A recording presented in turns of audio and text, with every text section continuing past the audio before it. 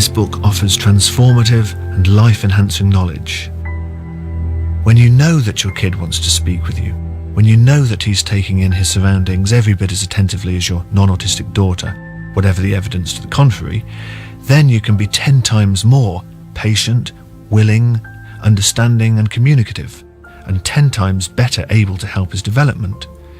It's no exaggeration at all to say that the reason I jump allowed me to round a corner in my relationship with my son. Naoki Higashita's writing administered the kick I needed to stop feeling sorry for myself and start thinking how much tougher life was for my son and what I could do to make it less tough.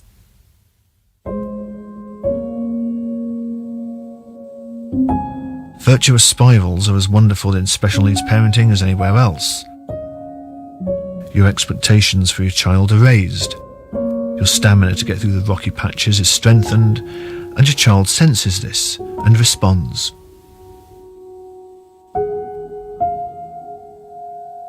Us kids with autism would like you to watch out for us.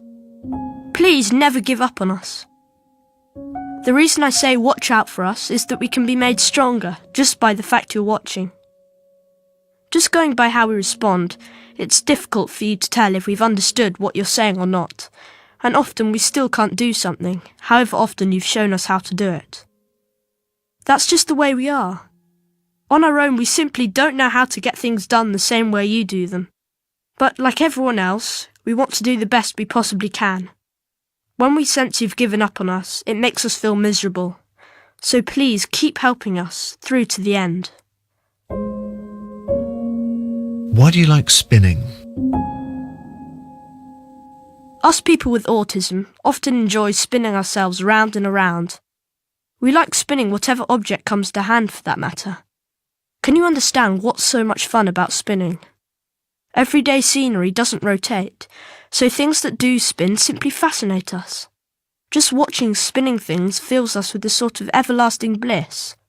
For the time we sit watching them, they rotate with perfect regularity. Whatever objects we spin, this is always true. Unchanging things are comforting, and there's something beautiful about that. Why can you never stay still? My body's always moving about. I just can't stay still. When I'm not moving, it feels as if my soul is detaching itself from my body, and this makes me so jumpy and scared that I can't stay where I am. I'm always on the lookout for an exit, but even though I'm forever wanting to be somewhere else, I can never actually find my way there. I'm always struggling inside my own body, and staying still really hammers it home that I'm trapped here. But as long as I'm in a state of motion, I'm able to relax a little bit. Everyone tells people with autism, calm down, stop fidgeting, stay still, when we're busy moving around. But because I feel so much more relaxed when I'm moving, it took me quite a while to work out exactly what their calm down even meant. Finally, I've come to understand that there are times when I'm not supposed to be moving about. The only way we can learn to do this is by practicing, a little at a time.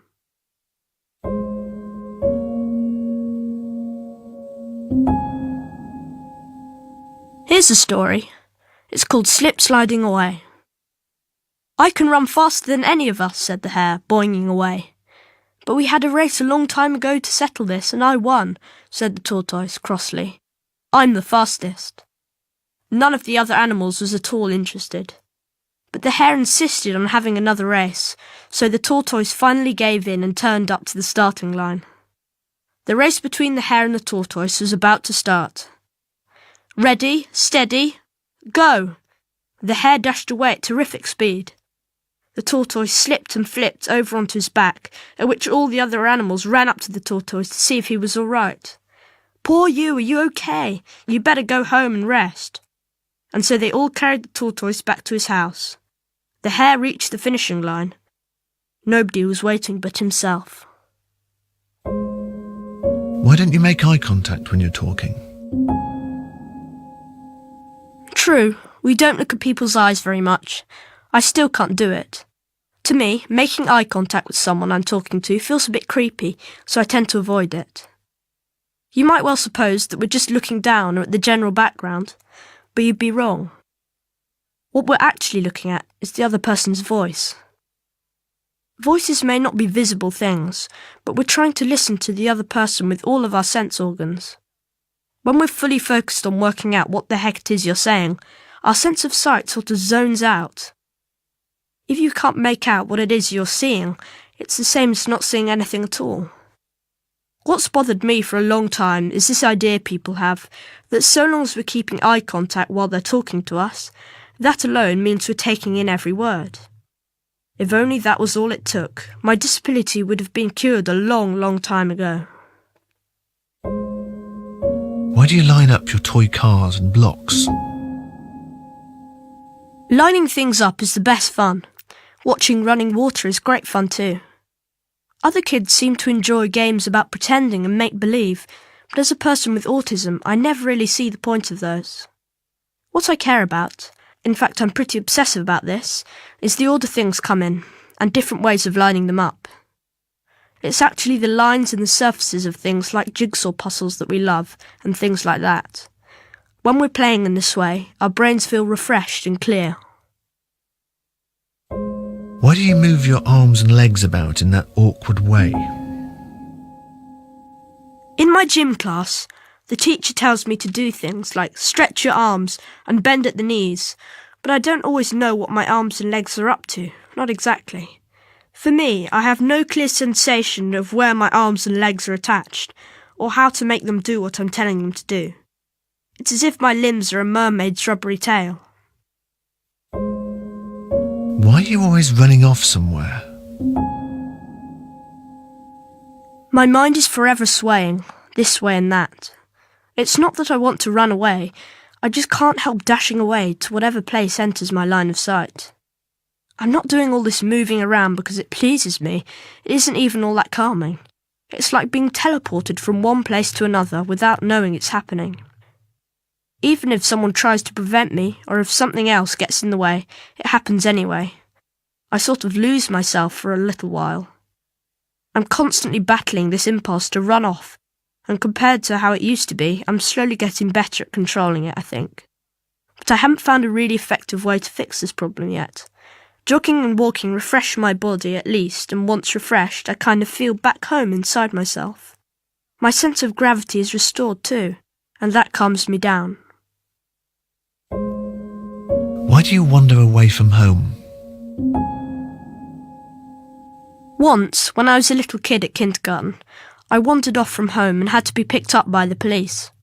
Back then, in fact, I used to leave home quite regularly, and as I look back from this distance, I can think of several reasons why I did it. It wasn't because I wanted to go out for a specific purpose, like wanting fresh air. It was because, this is hard to put into words, my body moved because it was lured outside by something there. As I was walking further from home, I didn't feel any fear or anxiety. It came down to this. If I didn't go outside, then I would cease to exist. Why? I can't say, but I had to keep walking, on and on and on. Turning back was not permitted, because roads never come to an end. Roads speak to us people with autism and invite us onwards. There's not much logic in any of this, I know. Until someone brings us back home, we don't know what we've done, and then we're as shocked as anyone. I stopped wandering off from home on the day I very nearly got mown down by a car, because the fear of it made a deep impact on my memory. So when something drastic enough happens, I think we can rein in this habit of wandering off. Meanwhile, please keep an eye out for us. Why do you get lost so often? I've already mentioned how I dash off as soon as I spot anything interesting. There's a different reason for why we get lost so often though, and I think it's this. We don't really know where we ought to be. You could tell us that we ought to follow someone else or hold their hand, but the fact is that with or without your suggestion, we're still going to lose our way.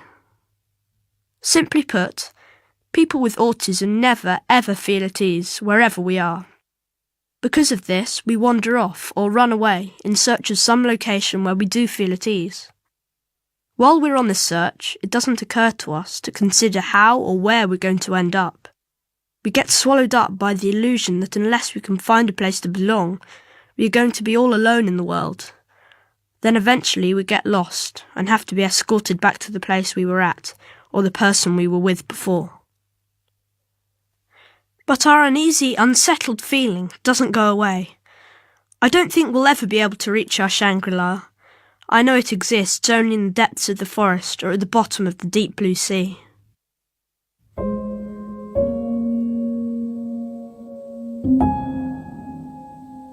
What am I going to be if my autism can never be cured? When I was little, this question was always a big, big worry. I used to be afraid that as long as I was autistic, I'd never be able to live properly as a human being. There were so many things I couldn't do like other people, and having to apologise day in, day out totally drained me of hope. I wrote this in the hope that it will help you to understand how painful it is when you can't express yourself to the people you love. If this story connects with your heart in some way, then I believe you'll be able to connect back to the hearts of people with autism too. I hope that by reading my explanations about autism and its mysteries, you can come to understand that all the obstacles which present themselves don't come from our selfishness or from ego. If all of you can grasp this truth about us, we are handed a ray of hope. However hard an autistic life is, however sad it can be, so long as there's hope, we can stick at it. Thanks for sticking to the end. Naoki Higashida has continued to write, keeps a nearly daily blog, and has become well known in autism advocacy circles in Japan.